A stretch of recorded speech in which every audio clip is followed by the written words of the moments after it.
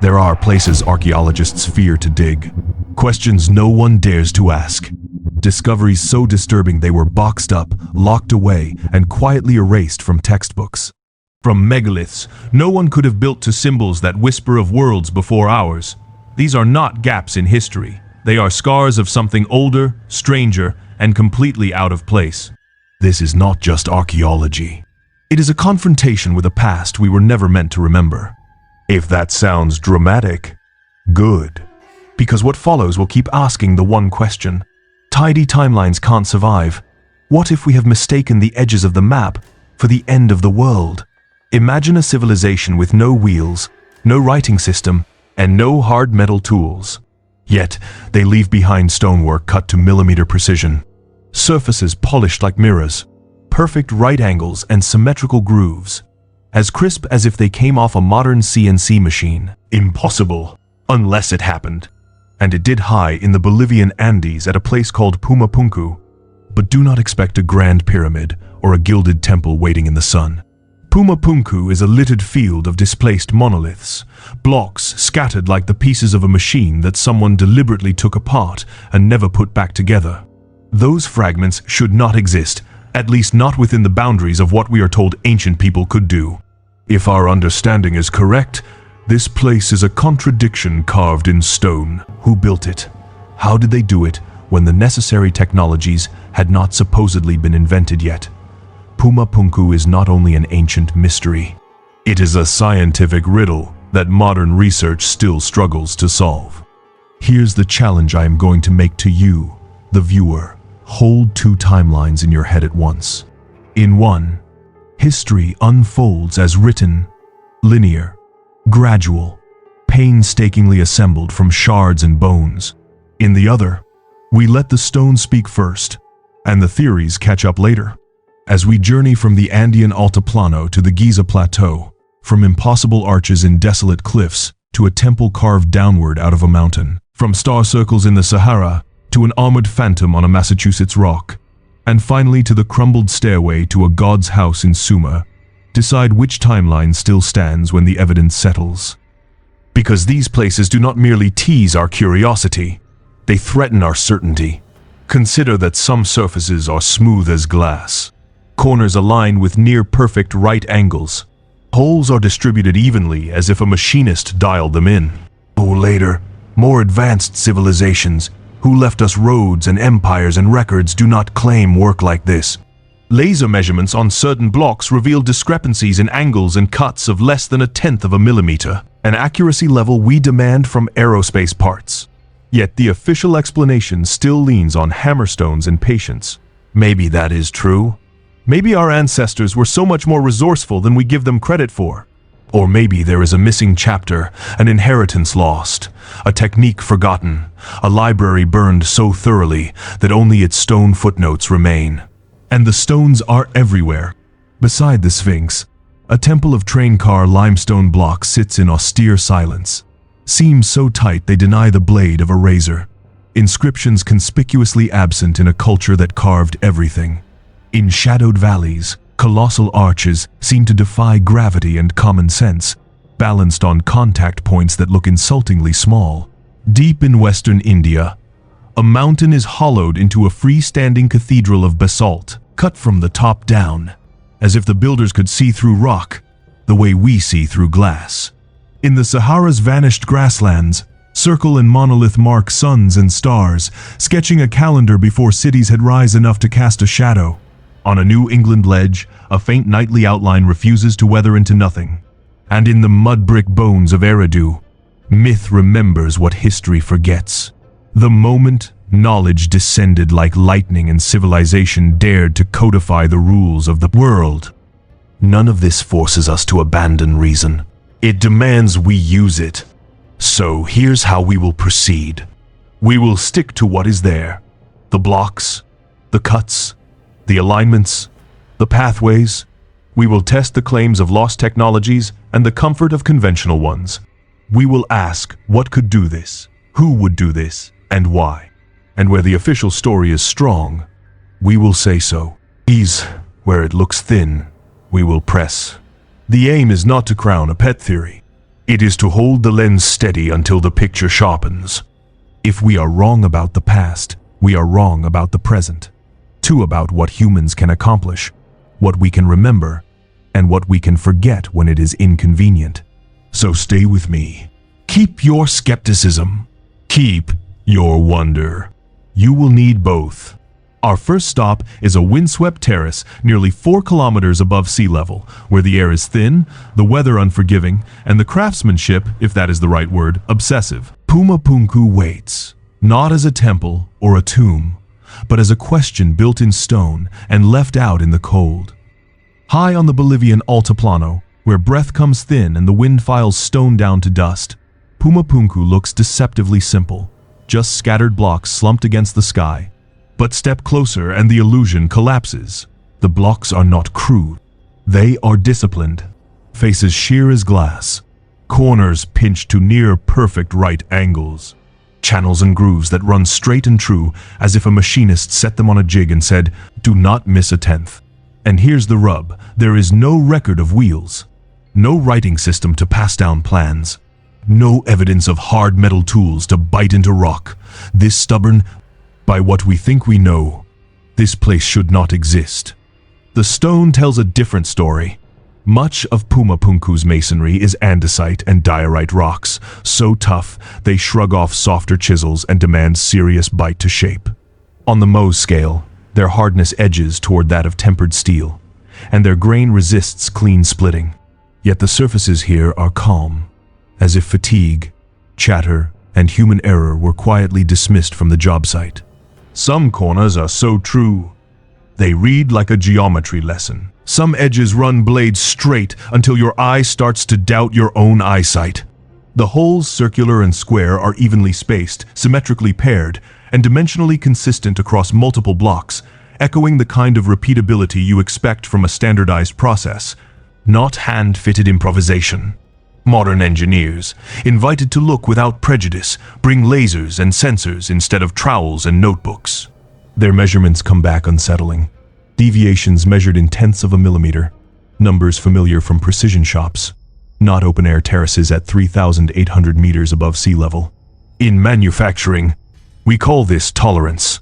Hold a single piece to plus or minus 0.1 millimeters, and you have done well. But the real trick is tolerance. Stack up when dozens of features must all fit together and tiny errors accumulate into big problems. Pumapunku's geometry implies not just one accurate cut, but a system of them, each agreeing with the next across multiple axes and faces. Imagine holding that consistency across dozens of blocks, on site, with no enclosed workshop, no power, no metrology lab to check your work. The stones at Pumapunku do not simply look precise. They behave precise. Archaeology offers a sober counter.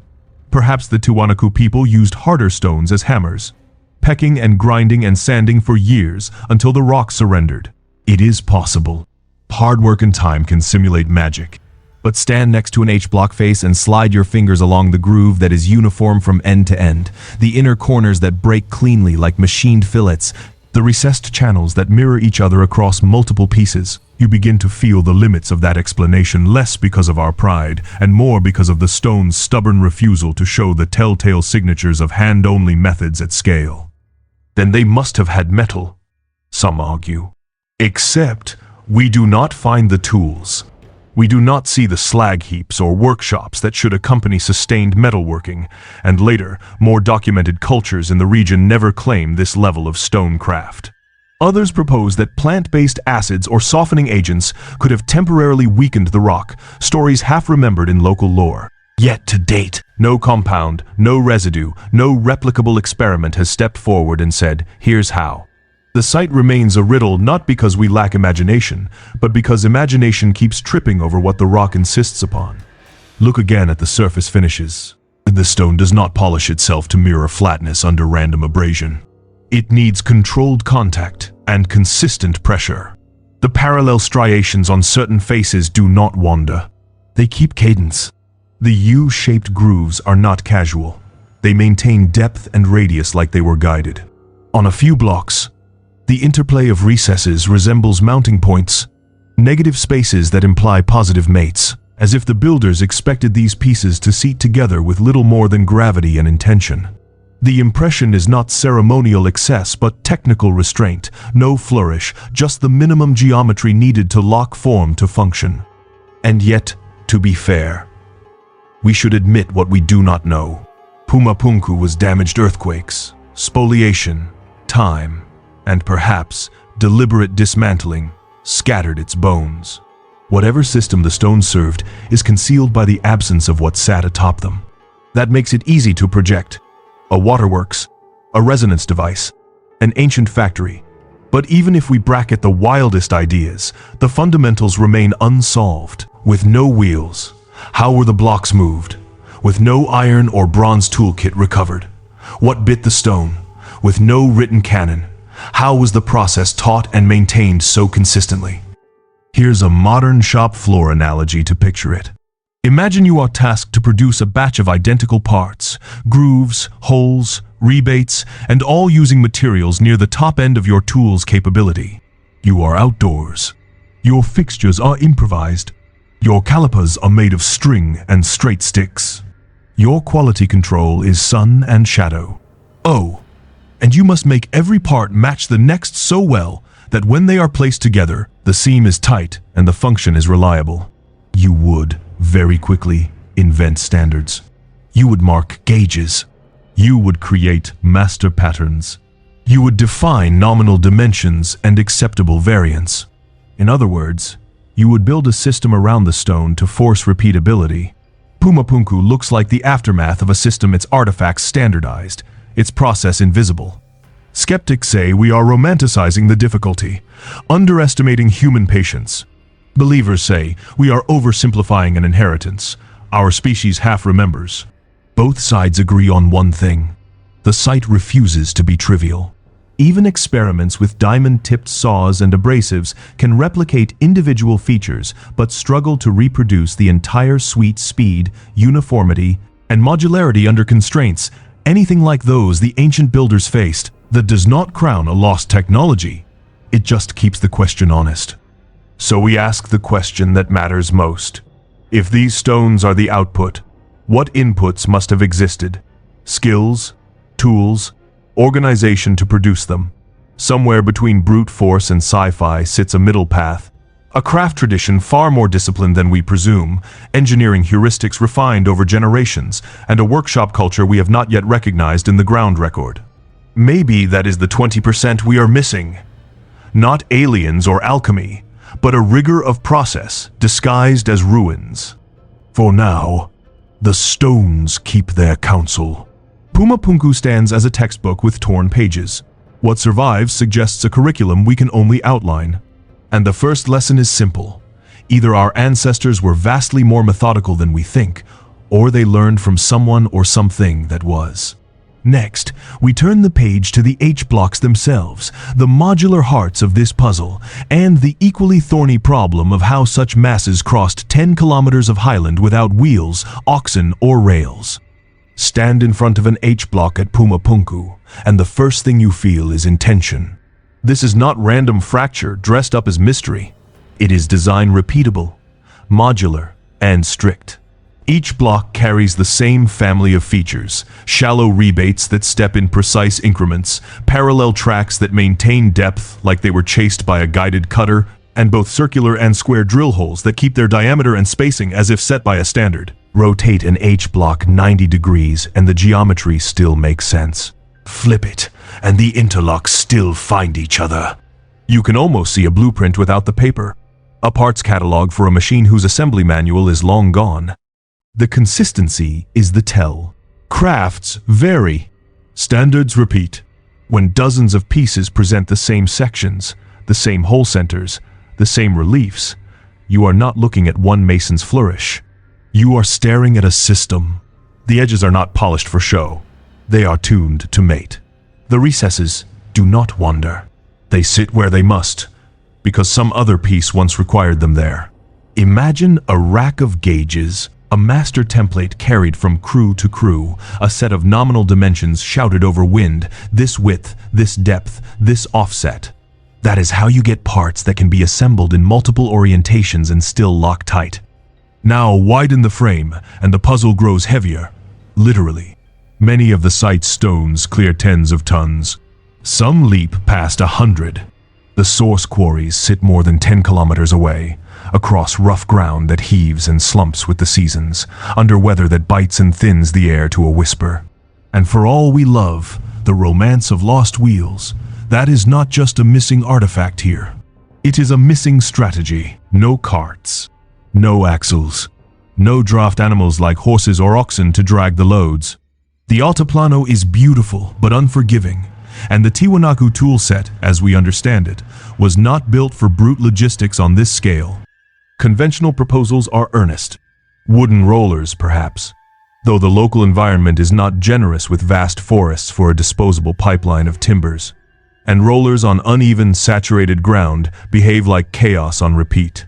Sledges over wetted clay that can lower friction, but down here friction is only half the fight. The other half is geometry. A sledge that wide must negotiate grades, rocks, and turns without dumping its cargo or biting into the earth. Levers, cribbing, and patience, always part of the human toolkit. Yet the manpower math turns merciless quickly. Physics tells us how rope friction and slope conspire. 100 tons over a modest grade demands not dozens but thousands of bodies, all pulling in cadence without tearing the lines or themselves apart. Try a thought experiment. You are the foreman. The target block weighs 120 tons. Your path rises just 3 degrees, gentle enough to fool the eye, cruel enough to punish the legs. On dry ground, your coefficient of friction on a sled might hover around 0.4. Wet it, grease it, innovate, and maybe you cut that in half. Your pull force still sits in the tens of tons, not counting shock loads when the sled snags. You rig braided fiber ropes, but those must be thick to hold, and thick ropes drag like anchors. You split teams left and right to keep the sled straight. You build causeways over soft patches, log mats over stones, crib steps where the slope steepens. You camp on the route, because this is not a day's job. It is a season. Every meter becomes a problem to be engineered and survived. None of that makes the feat impossible. It makes it orchestral. It implies planning, provisioning, leadership, and a cultural will that can bind a community to months of miserable, disciplined labor for an outcome they deemed worth the price. If that is all Pumapunku asks of us, respect for human organization, then perhaps the mystery is simply our modern arrogance, our shallow faith that difficulty equals impossibility. But then you return to the machining of the H-blocks and the way their tolerances behave like agreements between anonymous makers, and the orchestral metaphor doubles back. Logistics alone did not build a standard. Standards built logistics. Someone conceived a module, propagated its measures, and kept its errors bounded across dozens of stones. There are work-around theories, each trying to reconcile detail with plausibility. Maybe the blocks were finished at the quarry, where specialized crews had better fixtures and more stable platforms, then moved as shaped modules.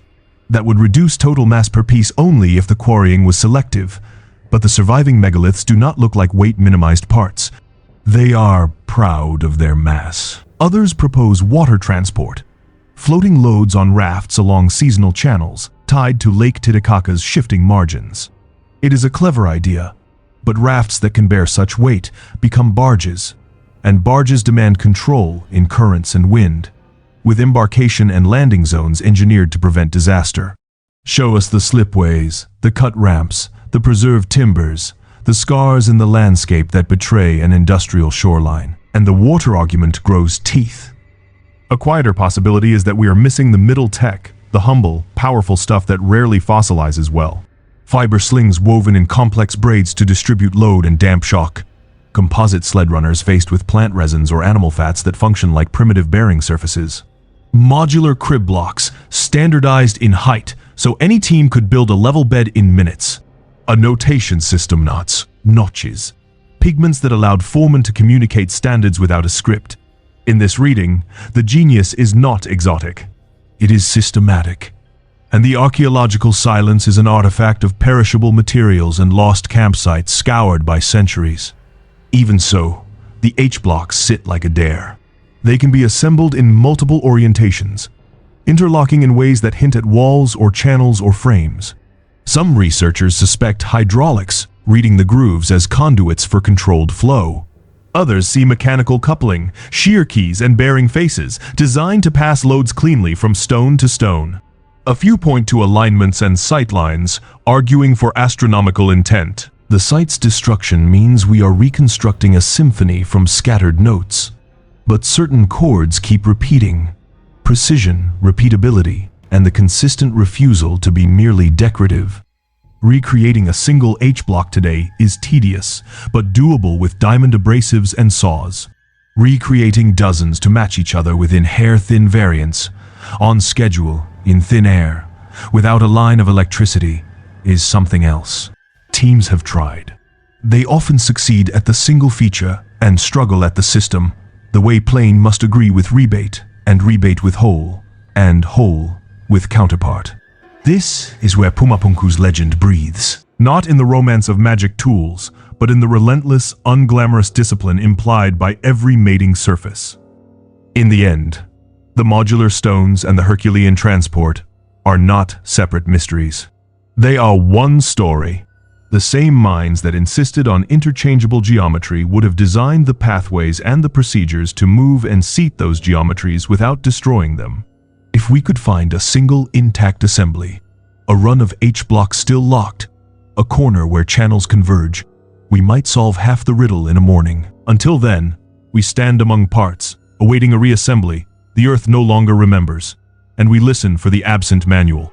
Our next stop travels from the Andean cold to Egypt's glare, where a different kind of monolith sits beside the Sphinx itself, silent, austere, and every bit as inconvenient to the official script.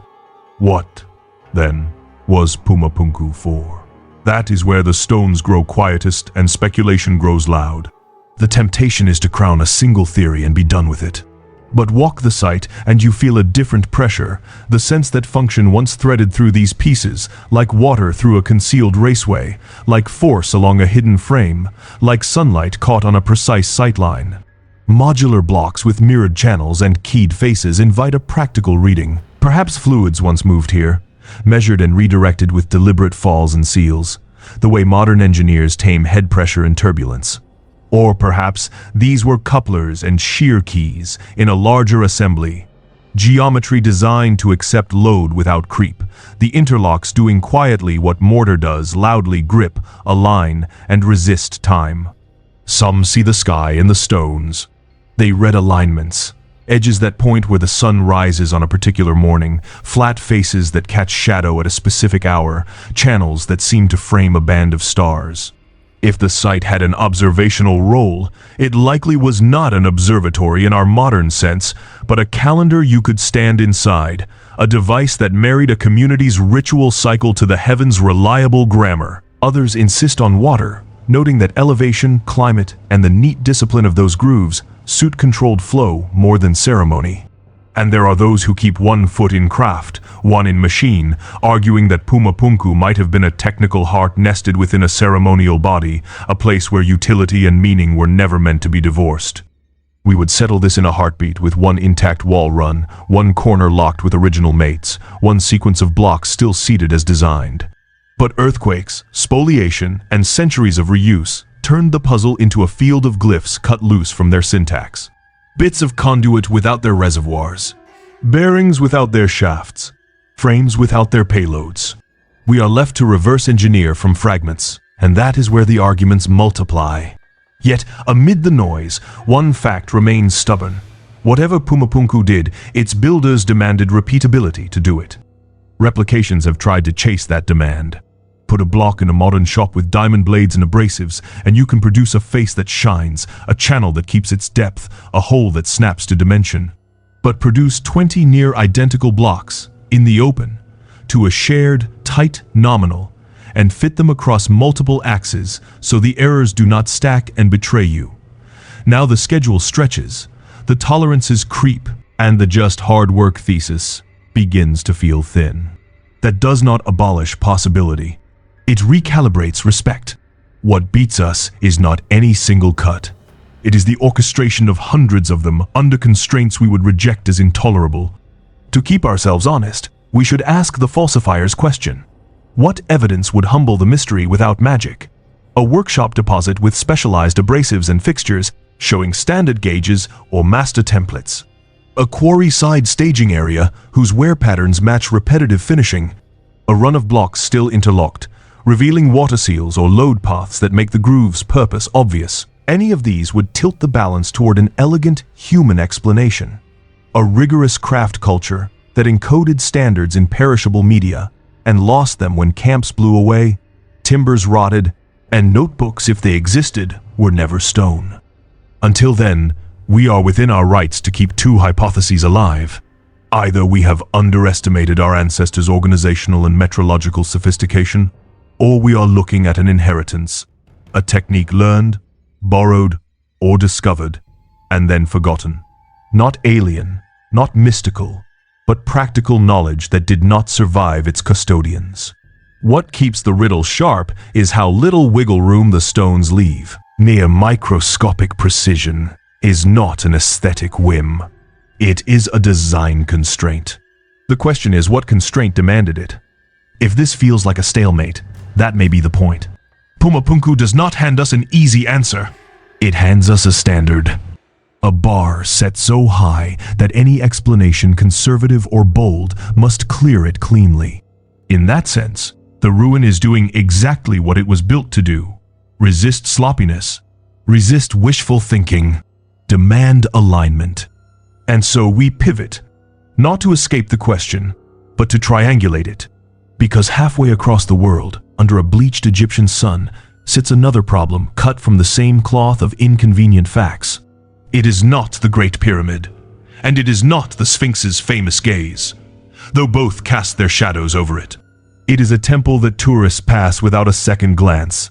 Monolithic, mortarless, severed from inscriptions, as if it were designed to frustrate. Its blocks weigh like train cars.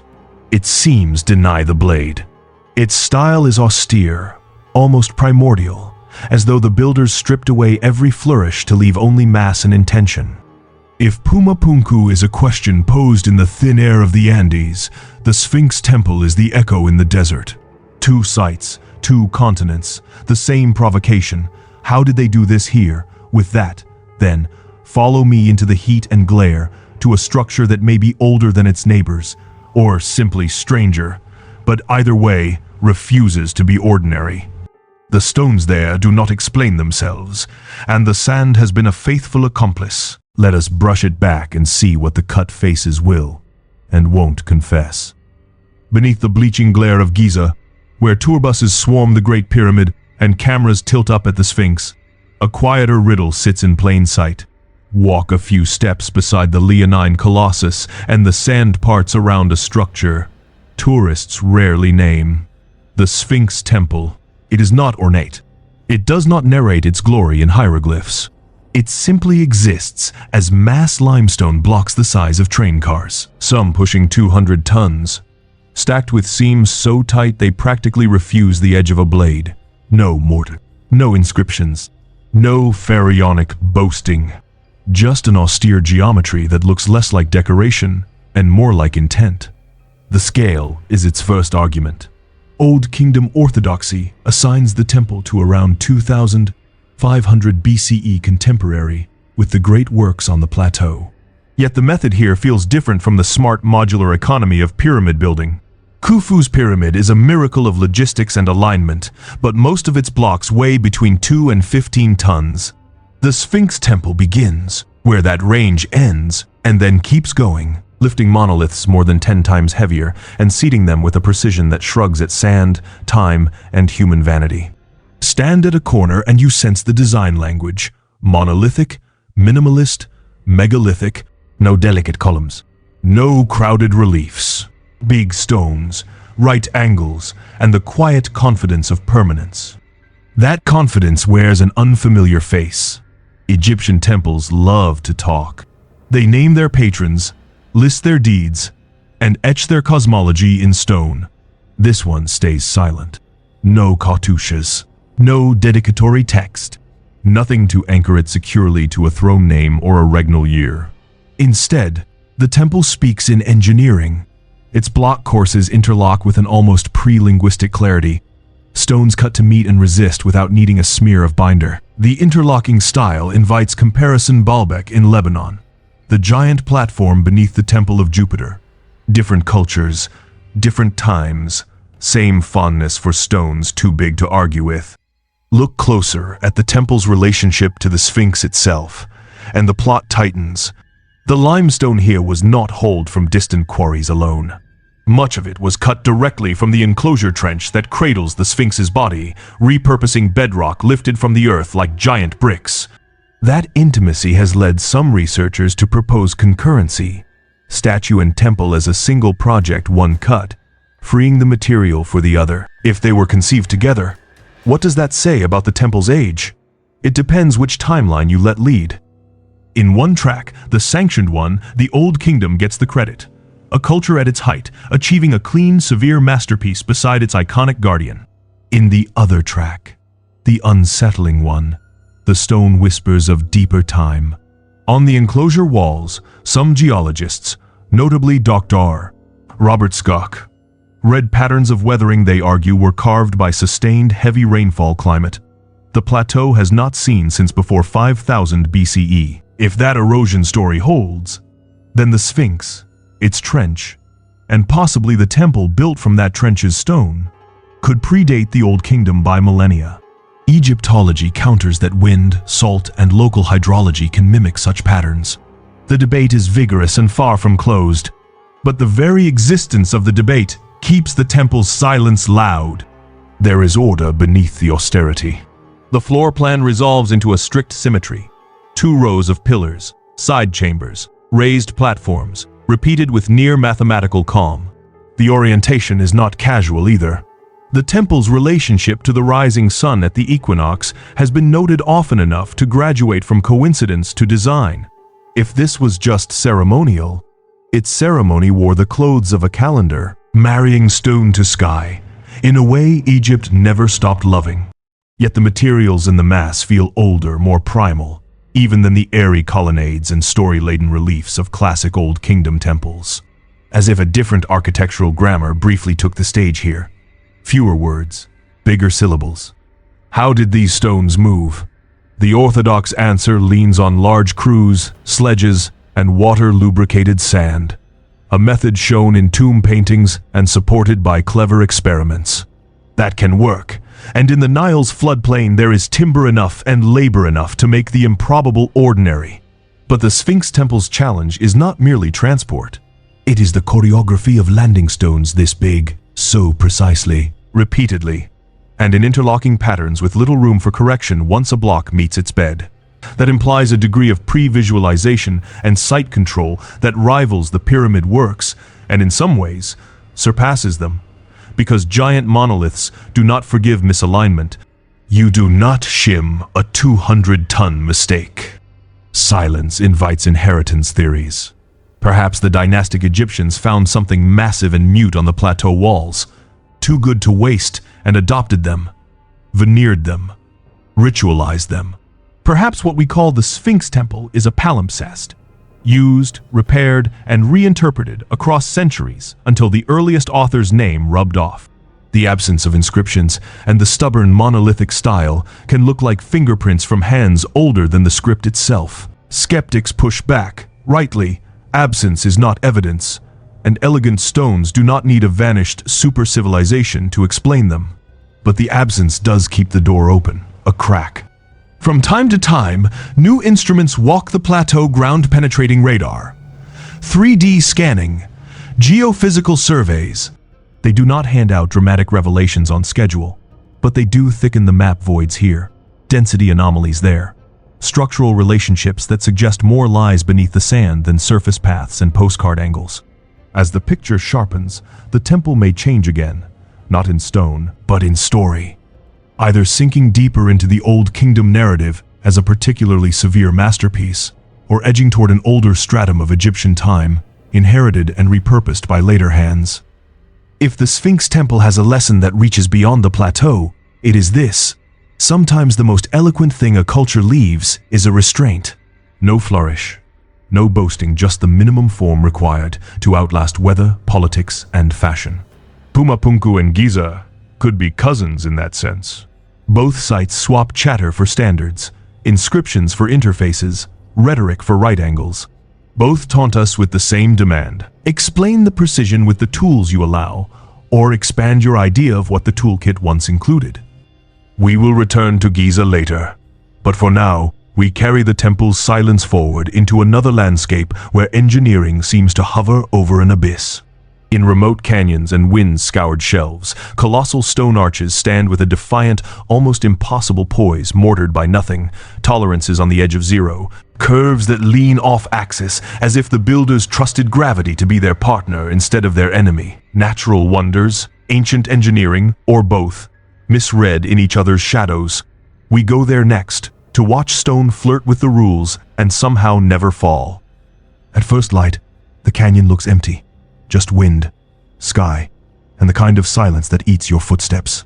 Then the sun slides along the ridge, and a curve of stone reveals itself, hanging between cliffs like a question mark carved into gravity. One arch, then another, then a procession of them, each poised on contact points so narrow you hesitate to breathe. They do not read like Roman spans or Gothic ribs. They read like paradox. Massive monoliths arranged without mortar, edges that meet with near-zero tolerance, curves leaning off axis as if the builders negotiated a private treaty with weight and time.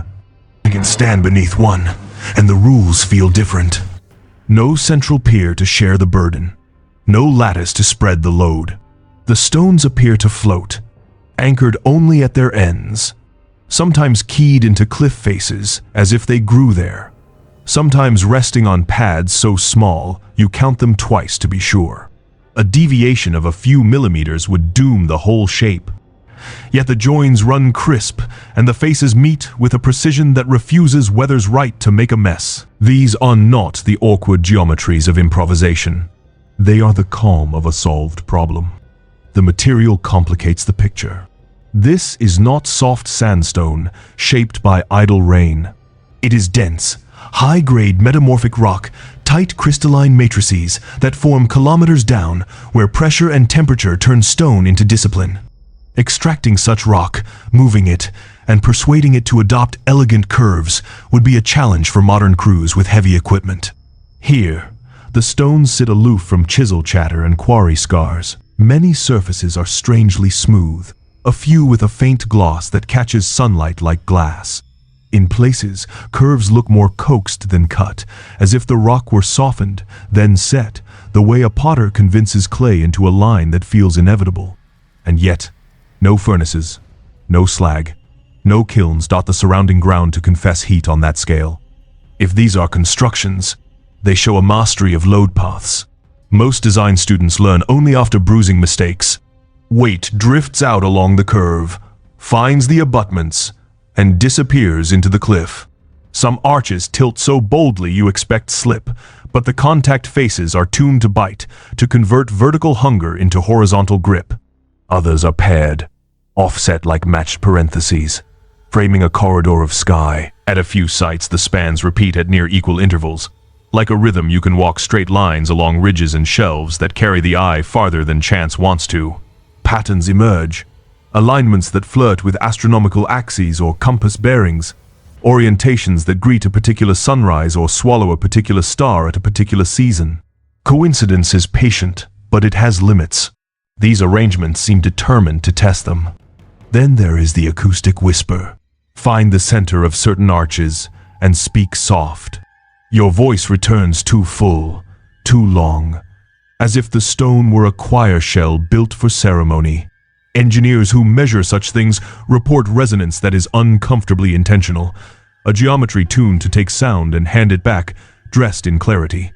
It is one thing to make a span stand. It is another to make it sing. And yet, the landscape refuses to cooperate with our desire for a clean label. Where are the quarries that match this exact lithology? Geological surveys suggest the parent rock does not always belong to the local strata. If the stones were transported, where are the causeways, the cut ramps, the scars that freight leaves on a stubborn terrain? Where are the camps, the middens, the everyday debris that living communities shed without meaning to? The usual human fingerprints around great works, pottery shards, broken tools, graves are conspicuously absent. The arches keep their company to themselves. Conservative minds offer a different explanation. Unusual geology doing what geology does when given time and pressure. Differential weathering, tectonic uplift, stress release, and the patient bite of wind can conspire to carve shapes that feel engineered. Nature, after all, invented the cantilever and the dome long before we learned to envy them. Erosion can plane surfaces until they gleam and wedge blocks into positions that seem deliberate. Stone falls can stack like sentences. Seen from this angle, the arches are monuments to physics, not masons. That reading deserves respect, and it grows teeth wherever we find no tool marks, no scars of assembly, no hidden pins or keys. But the counterpoints remain awkward. Edges that meet too lovingly. Seams that vanish into contact as if dressed to fit. Repeated spans with repeated intervals. Alignments that aim too precisely at sky's events. And that rogue phenomenon, where a whisper in the center returns not as echo, but as resonance, as if the void itself were tuned. Perhaps the mistake is to demand a single verdict when the landscape invites a layered one. Start with stone. That nature has already half-shaped fractures in the right place. A fallen slab jammed just so. Then imagine hands that noticed, improved, and completed. Minimal interventions, dressing a face here, trimming a heel there, easing a contact into a lock can convert a precarious beauty into a stable one. If the builders practiced a culture of restraint, altering the least they had to, the ground record they leave would be correspondingly faint. No forest of scaffolding, no midden of broken tools. Just edges where chance stops and choice begins. A different possibility is sobering in another way. We are standing among the last, toughest fragments of a much larger whole. If the arches were once keystones in larger assemblies, their companions, lighter walls, timber roofs, fittings of perishable material could have vanished cleanly under wind and centuries. What remains are the bones designed to outlast everything else. The way a temple's granite core survives long after its limestone skin is plundered. Either way, the arches insist on the same lesson Pumapunku and the Sphinx Temple pressed on us. This is engineering that refuses to be trivial. If it is nature, it is a nature whose accidents form patterns that mimic intention to an unnerving degree. If it is human, it is a human presence that concealed its scaffolds and burned its notebooks, leaving behind only results. And that acoustic trick, stand exactly here, speak, and listen, feels like an invitation across time, from maker to visitor, to test the space with your own breath. We leave the canyon with our uncertainty intact, but sharpened. The path ahead bends east, toward a mountain in western India where restraint turns into audacity. There, a single mass of basalt was not stacked, but carved from the top down, emptying a mountain to reveal a freestanding temple inside it, as if stone could be reverse-printed by will alone. If the arches showed us how little it can take to do too much, Ellora's Kailasa will show us how much it can take to do the impossible. On the Deccan's western flank, the hillside looks unassuming until you come close enough to see what is missing. Not stones piled into a temple, but a temple released from stone. A negative miracle.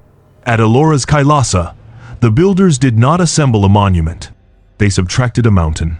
From the summit downward, they carved a freestanding complex out of living basalt. Courtyards, colonnades, shrines, stairways, and sculptures, all continuous with the bedrock, as if the ridge itself had been persuaded to dream in architecture. The method should have been a disaster. Top-down carving means no forgiveness. Every strike is final. Every miscut becomes a scar you cannot hide with a replacement block. Every void must anticipate the volumes beneath it, or collapse them by mistake. And yet, what surrounds you in the Kailasa courtyard is order proportions that hold, axes that run straight, columns that keep diameter and plumb across distances you feel in your legs, not your eyes. From the flanks of the sanctum to the rhythmic runs of pillared halls, the geometry holds its breath and never breaks. Numbers give that breath a weight. Estimates suggest At least 400,000 tons of basalt were removed to liberate the temple's full form. Hundreds of thousands of cubic meters, cut, pried, ferried away. Where did the spoil go?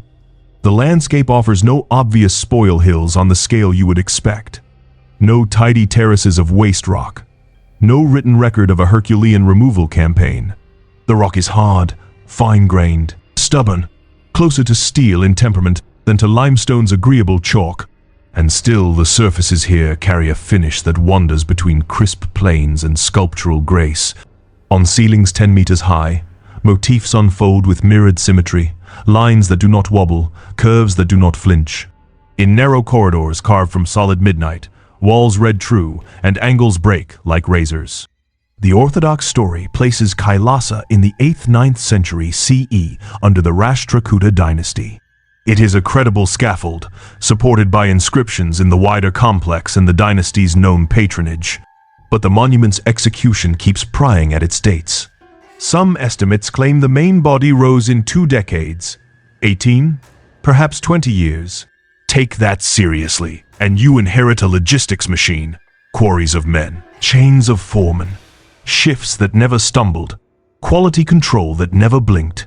Skeptics of the compressed timeline point to internal stylistic variations, weathering differences, and the absence of detailed records, suggesting that the Kailasa we see could be a palimpsest, an older core, later expansions, restorations layered by centuries.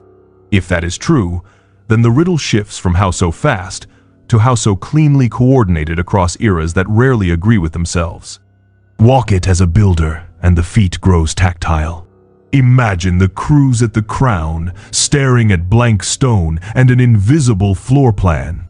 Before any sculpture, before any colonnade, someone had to map voids through rock they could not see, marking perimeters with pigments and plumb lines, snapping chalk over rough basalt, dropping chords through pilot shafts to find future levels, testing sound with taps to sense hidden fractures. Every day the surface lowered a few fingers' breadth and the plan widened.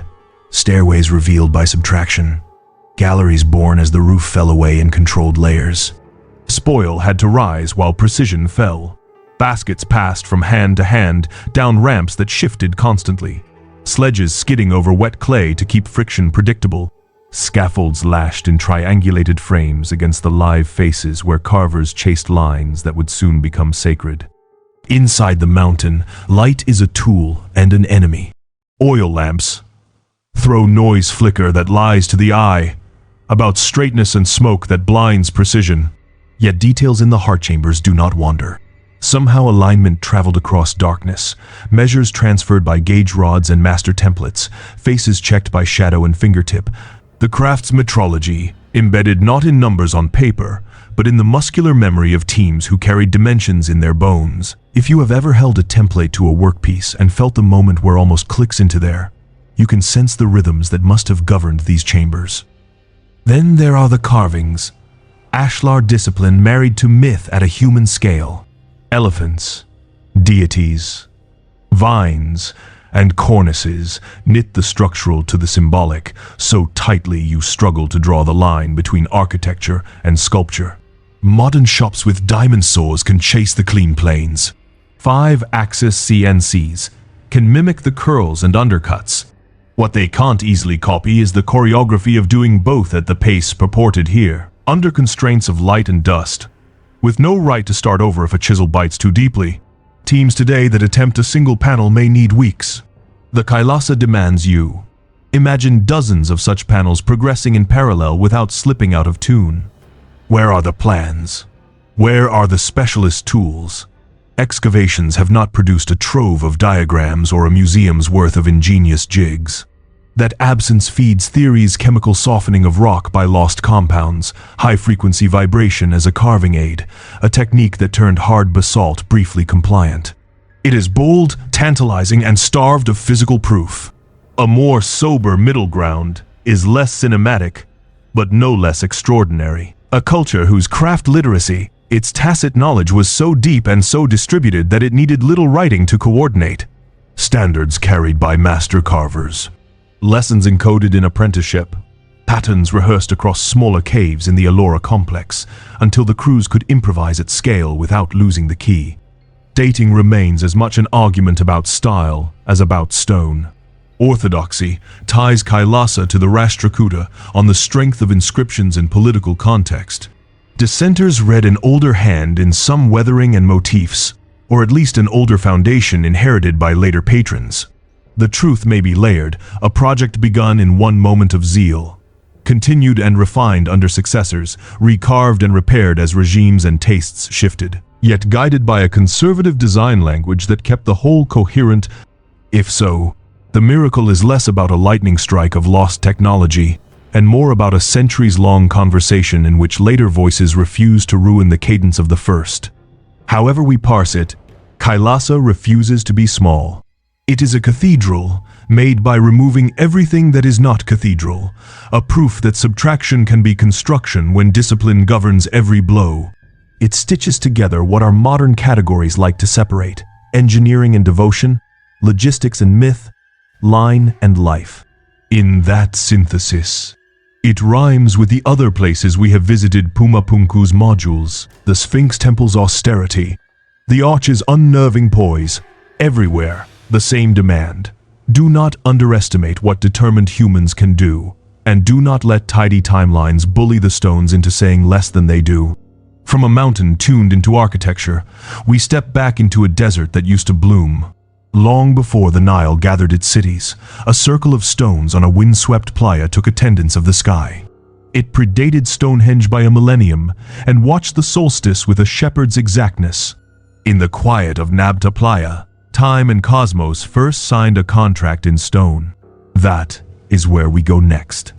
Before the Nile taught stone to dream in pyramids, the Sahara taught people to listen to the sky. Picture a landscape that is not sand but savanna. Grass rolling under seasonal rains, lakes swelling in broad, shallow bowls, herds moving with the storm line like a living calendar.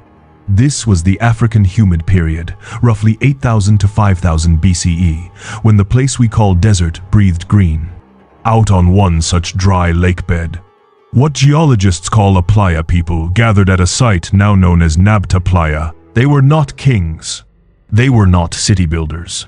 They were herders, families and clans who followed cattle and the weather. Yet on this plain they raise stone to meet the sun with a precision that refuses to be dismissed as accident. If Stonehenge is the world's poster child for megalithic mystery, Nabta Playa is its older, quieter ancestor. The dates reach back to around 6,000, 5,500 BCE, at least 1,000 years before Salisbury's trilithons began their patient work. Here, the stones do not loom in grand horseshoes. Instead, you find a circular arrangement roughly 4 meters across, formed by small standing stones placed with deliberate radial order. It is not the monumentality that stuns. It is the aim. Several stones align to solar events, particularly the summer solstice sunrise, the moment that tells a herder when seasonal water will peak, when grass will return, when the long walk can begin again. Step inside the circle at dawn on the solstice, and you understand why this is not a quaint ritual. Survival rides on timing in a land of feast and famine. A calendar you can stand inside is a technology as real as any plow. When the sun rises exactly where the stones allow it to slip, the community knows where it stands in the year's great loop. That the layout captures this truth is impressive. That it apparently held the pattern across generations through rebuilds, renewals, the slow creep of cultural drift suggests a tradition of teaching and maintenance that we underestimate because it leaves no library besides rock and memory. But the sky's conversation with Nabta Playa may have been broader. Beyond the solar ties, some researchers have argued for stellar alignments, Sirius and the Belt of Orion, bodies that later saturate Egyptian myth and iconography. The claim is controversial. Alignments multiply when you look hard enough. Yet the possibility resonates with what came after, a culture downstream on the Nile that built with the sun, named with the stars, and organized its priesthood around celestial recurrence. If Nabta Playa is a seed of that tradition, it was planted far from cities, in a community that needed the heavens not for metaphysics first, but for logistics. The ground here keeps secrets unearthed with equal stubbornness. Archaeologists have found ceremonial cattle burials remains placed in pits under stone slabs, arranged with care that has nothing to do with butchery and everything to do with reverence. Later, Egypt would enshrine Hathor, the cow goddess, as a pillar of its pantheon. Cattle imagery would braid itself into the iconography of nourishment, motherhood, and power. In Nabta's burials, you can glimpse a theme in First Draft. The animal as bridge between human and cosmic order, sustenance sanctified by ritual. Critics will remind us that stones can be arranged without astrophysics, and bones can be buried without theology. They are right to be cautious. Not every circle is a calendar. Not every pit is a shrine. But Nabta Playa layers signals in a way that keeps pushing maybe toward likely. Stone alignments that work as a seasonal marker. A central circle with radial logic.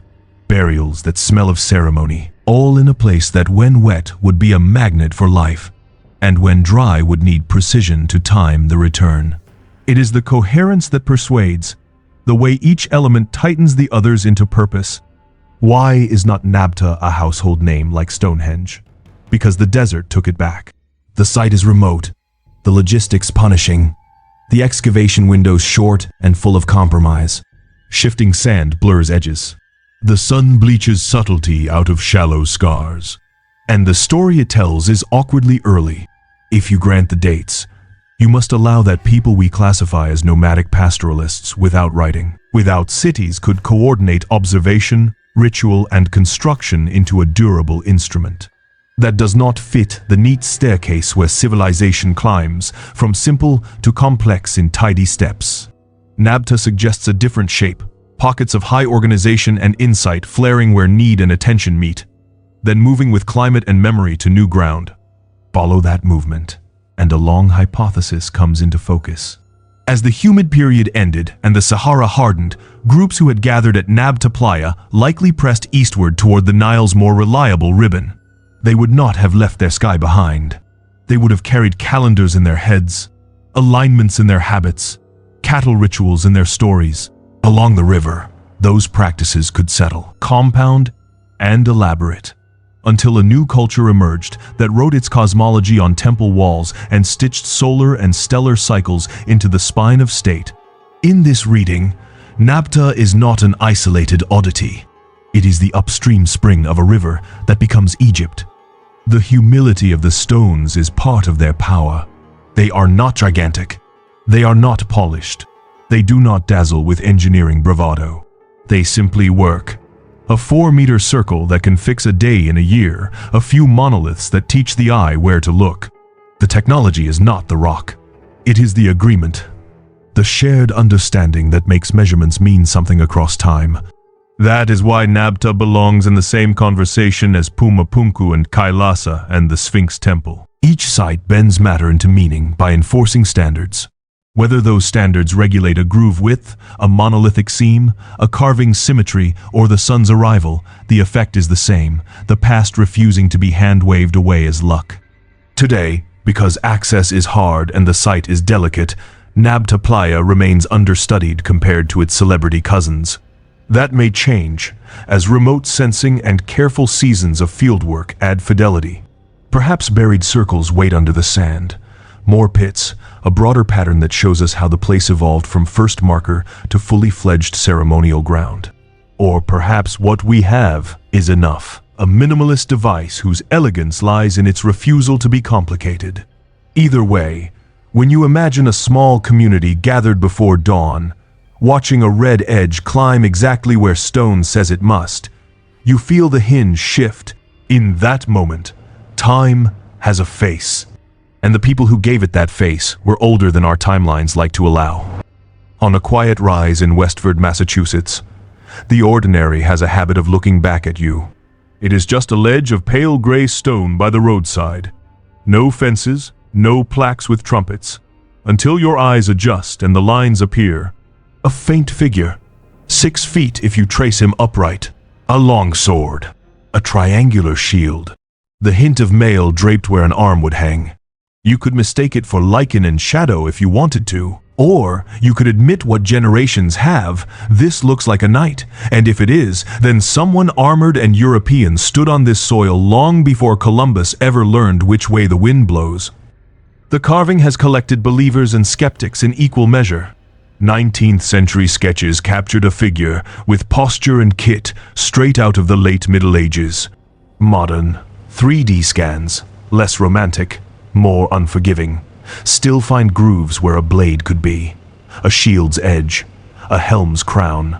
The style does not map onto known native designs. It maps eerily well onto 14th century European forms. Supporters see intention, where critics see pareidolia, the brain's fondness for faces and figures, in randomness. Yet some reconstructions go further, arguing the shield's faint heraldic marks resemble the Gun family crest, and that the figure could memorialize Sir James Gun, a Scottish knight, said to have died in the New World in 1398.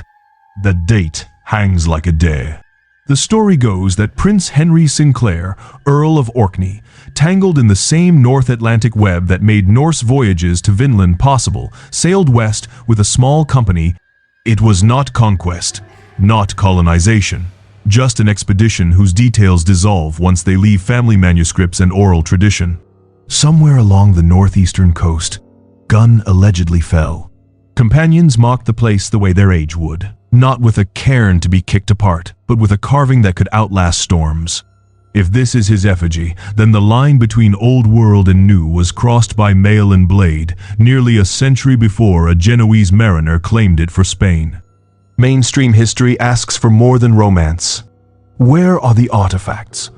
If armed Europeans made camp here, where are the buckles, rivets, nails, potsherds, bones?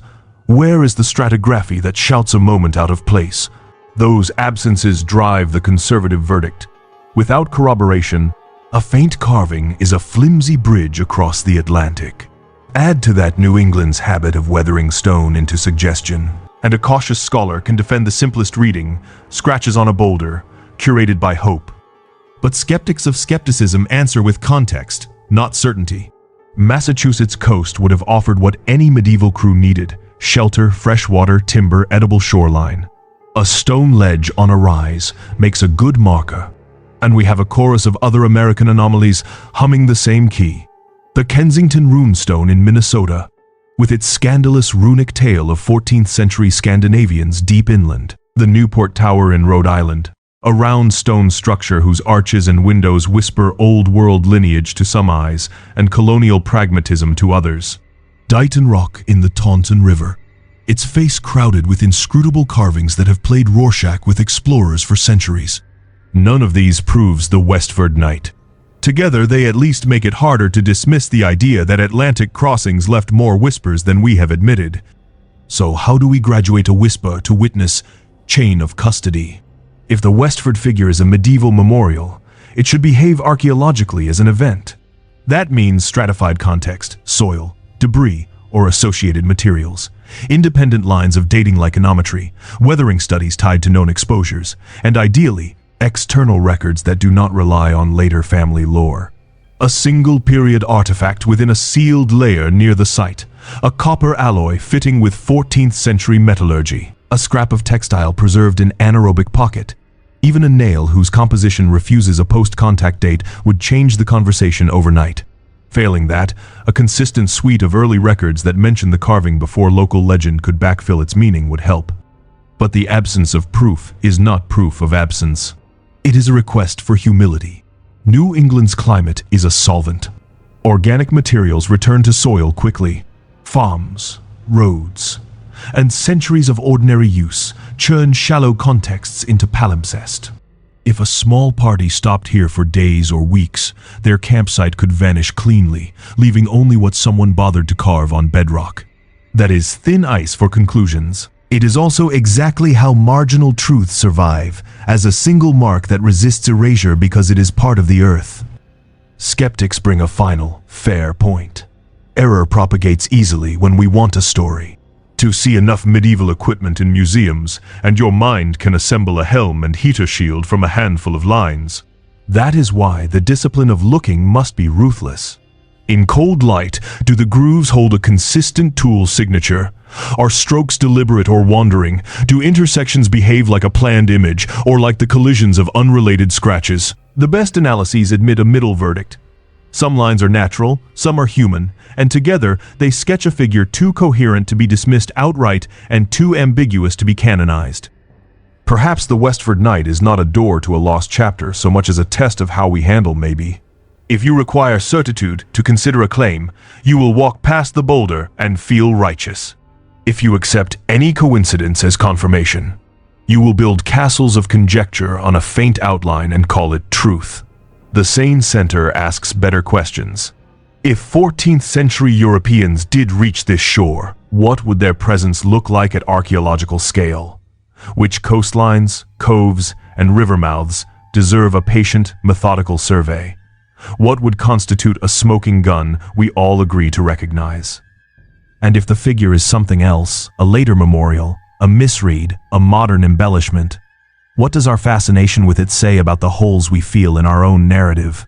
Perhaps we want the world to be broader earlier because we sense it probably was, in ways our textbooks have not caught up with yet. Either way, the Westford Night belongs in this film not because it answers, but because it rhymes, a restrained, durable trace that refuses to vanish, standing between two stories and asking us to choose carefully. From a faint carving on a New England ledge, we will step to the cradle of cities, where myth and mudbrick remember a different kind of inscription, one that claims the rules of the world themselves were once kept and once shared. In a god's house, Eridu awaits, and with it, the ziggurat of Enki and the whisper of tablets that might have been more than metaphor. South of the Euphrates, where reed marsh turns the light to silver, and the earth remembers every flood, a low, broken mound rises from the plain. This is Eridu, first among cities in the Sumerian king list, the place where kingship descended from heaven. Here stood the ziggurat of Enki, god of fresh water, craft, and cunning. Time reduced its mud-brick tiers to weathered ribs, but the idea that animated it refuses to erode. This was not just a temple.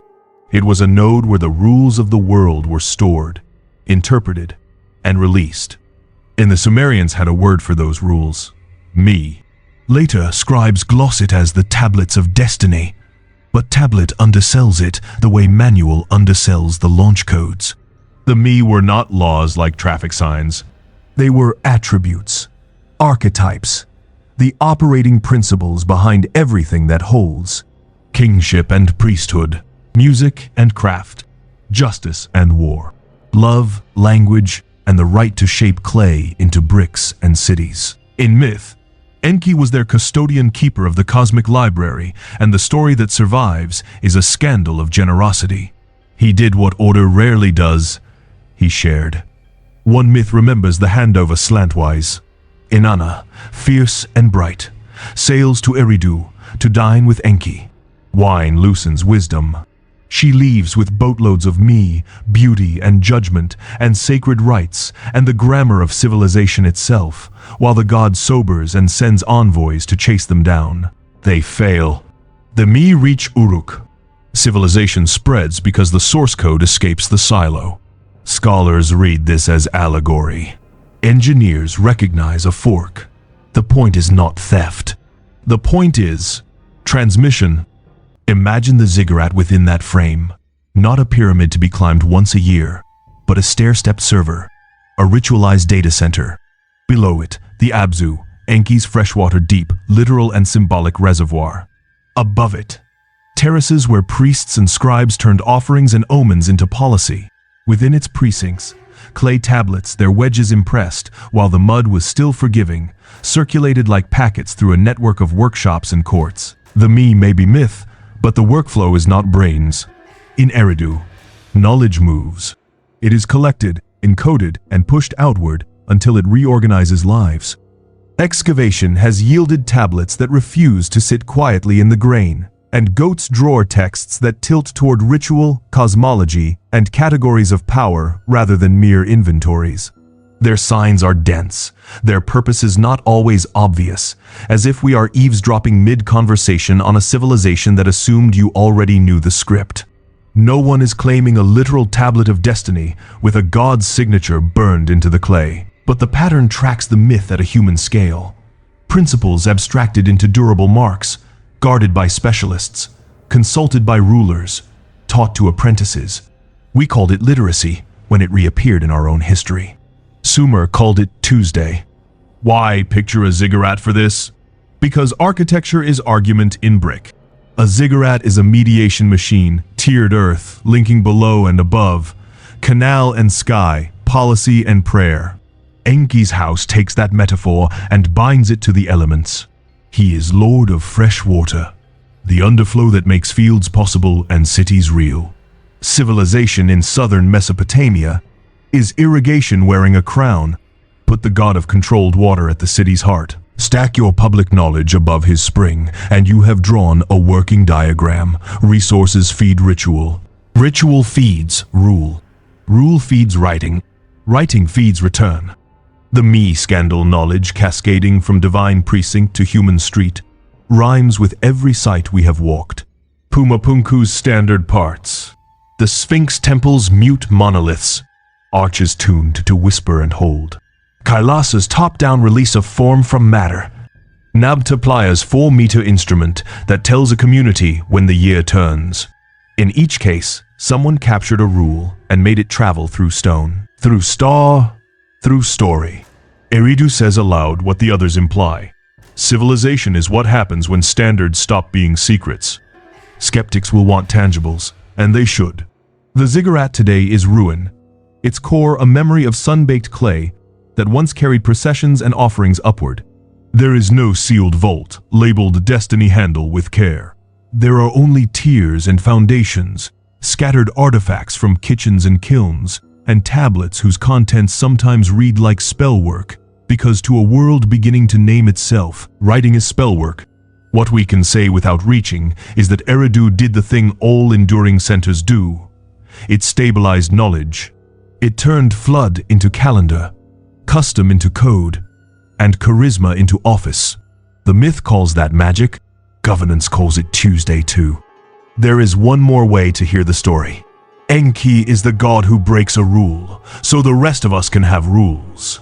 In our archive, he is the patron of the open standard, the one who forks the repository so that cities no longer depend on a single temple's uptime. Inanna is the user who refuses to wait for permission and ships. What the me accomplish, civilization adopts. The ziggurat does not hoard, it transmits. Stand on Eridu's wind-scoured mound, and the arc of this film tightens into a single line. Stones, stars, scripts, different media, same argument. The past is not a ladder with evenly spaced rungs. It is a constellation that flares where need, attention, and courage meet. Sometimes, the flare is a block cut to a tolerance we still envy. Sometimes, it is a temple that declines to boast, because boasting takes space from structure. Sometimes, it is a circle that turns dawn into instruction. Sometimes, it is a god whose legend admits the unthinkable, that even destiny can be documented and shared. So, where does that leave us with conspiracies? Or with courage? The cautious answer is also the braver one. We do not need lost lasers to respect what the stones demand. We need to expand our picture of what disciplined humans, organized well, believing deeply, can do and did. Then we test. We look for workshops at quarries and standards scratched into perishable wood. We measure alignments without flattering them. We let geology argue its case. We let craft answer. We ask the falsifying question with the same zeal we ask the wonder-filled one. If there is a tablet waiting under the sand, literal or figurative, it will not rewrite human nature. It will confirm it. We are the species that turns observation into order, then prints that order into whatever will outlast our breath: basalt, limestone, schist, clay. Sometimes the inscriptions are grooves and mortises. Sometimes they are constellations and cattle burials. Sometimes they are myths that remember how knowledge first left the garden. We have walked a circuit from Andes to Nile, Canyon to Deccan, Sahara to New England, and down into Sumer's first library. The claim is not that history is wrong, but that history is unfinished. The stones are not asking for faith, they are asking for attention. And if there is one lesson Enki would approve of, it is this. When you receive a standard, pass it on. Which timeline survived the evidence? Perhaps both. The official one, amended by humility, and the older one, the one the stones insist on where precision, planning, and purpose arrive earlier than our charts find comfortable. That is not a conspiracy. It is a compliment paid backward in time.